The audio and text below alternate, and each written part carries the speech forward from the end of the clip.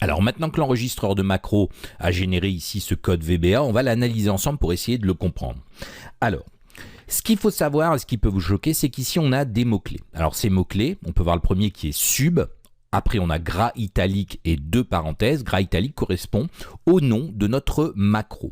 Alors, ce qu'il faut savoir, c'est que sub, en fait, c'est le diminutif de subroutine qui signifie procédure en français. Alors, c'est donc une procédure. Subroutine, procédure.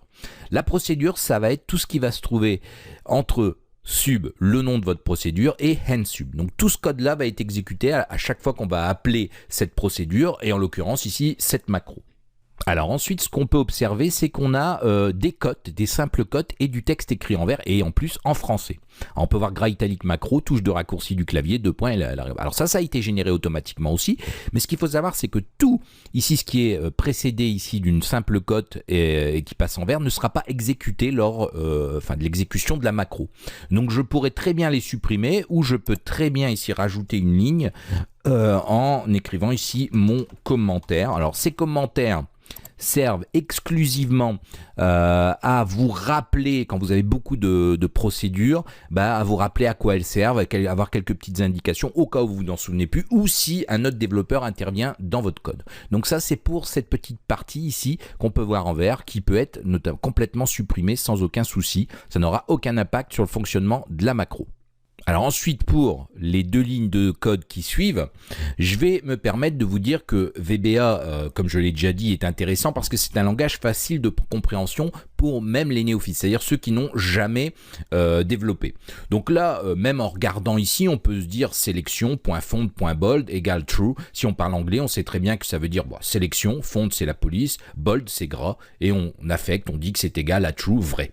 Donc vous pouvez voir qu'avec un peu de base d'anglais, ça peut très vite vous parler. Mais avant de comprendre comment tout ça fonctionne, rappelez-vous, on dit que VBA est un langage orienté objet. Alors je ne sais pas si je vous l'ai déjà dit, mais en tout cas, c'est un langage orienté objet. Qu'est-ce qu'un objet? Dans Excel, par exemple, la feuille 1 que vous voyez là est un objet.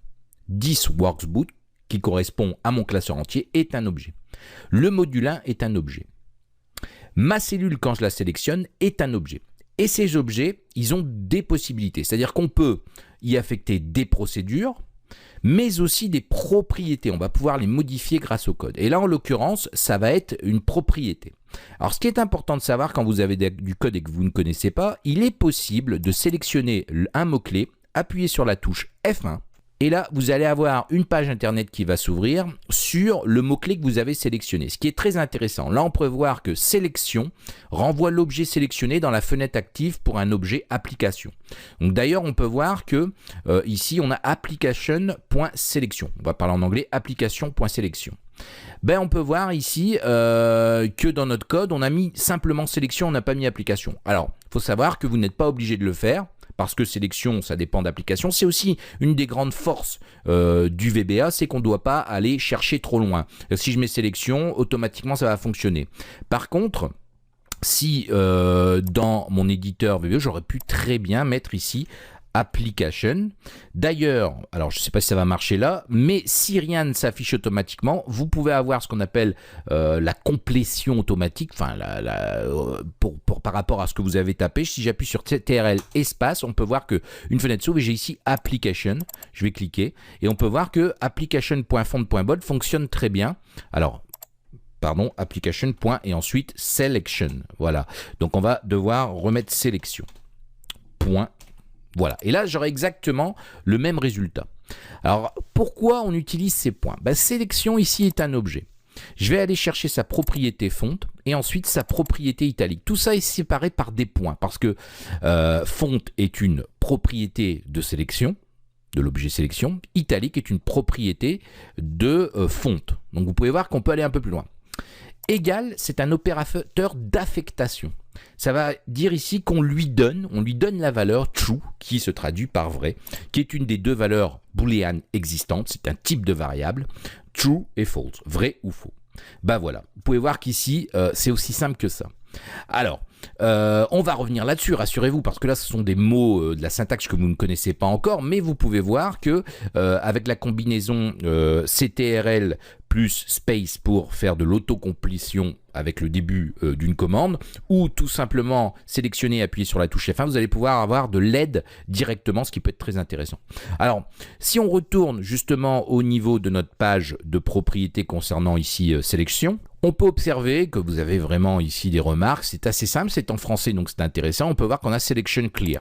Bon, on se doute bien que ça va effacer le contenu de la sélection. Je vous propose qu'on modifie ça ensemble tout de suite. Donc, on va retourner ici dans l'éditeur VBE et on va tout simplement écrire selection.clear.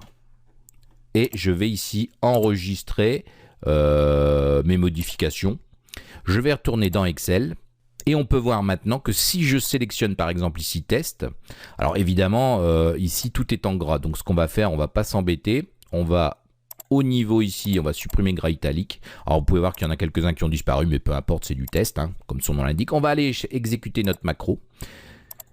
La macro s'appelle toujours, alors pardon, je me suis trompé, macro. On va tout de suite exécuter gras italique. On l'a modifié en mettant un selection.clear. Regardez ce qui se passe. On a bien ici test qui disparaît. Et si je fais ça, alors évidemment, ma macro n'a plus aucun sens, hein, mettre rien dans la cellule et le poser en gras. Mais en tout cas, on peut voir que ça fonctionne très bien en modifiant manuellement. Si ici maintenant j'écris, vous pouvez voir que tout est bien vide et évidemment, aucune case n'est en gras. Donc ça, c'est parce que j'ai modifié mon code ici directement dans l'éditeur VBE. Si je commande tout simplement ici par une simple cote, qu'est-ce qui va se passer? Ça passe en vert, ça veut dire que cette commande ne sera plus exécutée. J'enregistre en faisant CTRL-S, je retourne dans Excel et maintenant on va récupérer ici au niveau de la macro tout simplement le gras italique. Pourquoi? Parce que dans mon éditeur VBE, j'ai dit n'exécute pas. C'est ici un commentaire, bien que ce n'est pas un commentaire, mais ce qui vous permet aussi des fois de tester avec ou sans.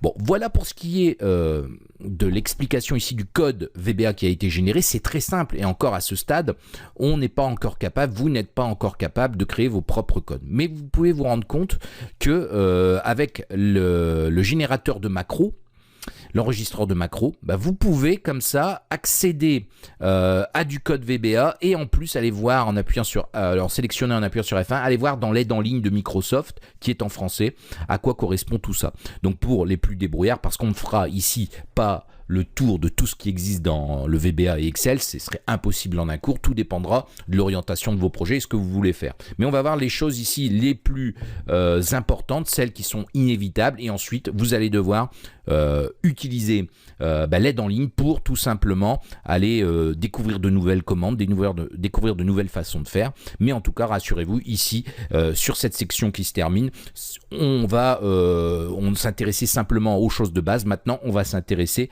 vraiment au VBA et voir comment on peut l'utiliser et l'apprendre ensemble.